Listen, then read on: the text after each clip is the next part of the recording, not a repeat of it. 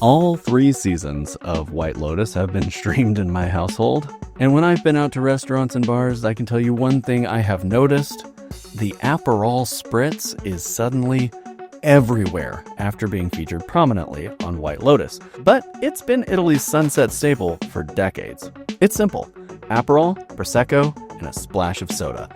Bright orange, lightly bitter, and tasting like oranges and herbs. But on vacation, it's the drink that says, I'm classy, but I'm off duty. I think there's a way that using white grape juice, a few herbs and spices, and fermentation, we can brew up an Aperol Spritz at home. Recently, in Puerto Rico, I had an Aperol Spritz, and so I'm recently aware of what this cocktail tastes like, and to make it, we're going to first start out by making a tincture using 8 grams of sweet orange peel, 10 grams of dried cranberries, 1 gram of mugwort, 3 grams of hibiscus flowers, and enough Everclear to cover, which here was about 200 milliliters. We're going to let that sit as long as our fake Prosecco brews. So to make our Prosecco, we are using Juicy Juice white grape juice, which is 100% juice with no artificial sweeteners or preservatives.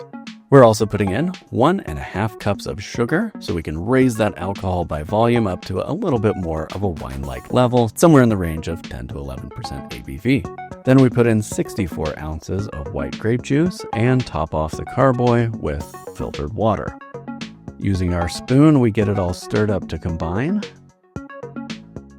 And then we're just adding a white wine yeast.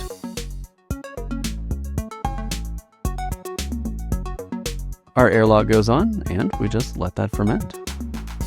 About 2 weeks later, it's done fermenting and time to get racked over to secondary, and then we're going to add our tincture. First things first, we got to strain out all the solids, so I just did that using a coffee strainer and filter. And then we're going to measure out 1 shot glass worth, which is about 1.5 ounces of tincture. That goes right into secondary. Finding that it wasn't Aperol-y enough, I added another 1.5 ounces, so that's 3 total ounces of our tincture.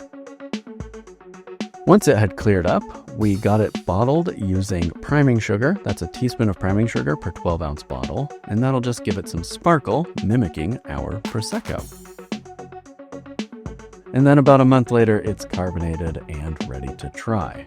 And I gotta say, the Juicy Juice white grape juice, maybe not the right grape juice for this. It's a little bit fruitier than you would expect from Prosecco. And so while this is very close to the Aperol Spritz, I think a less fruity and less expressive grape juice probably would be a better fit.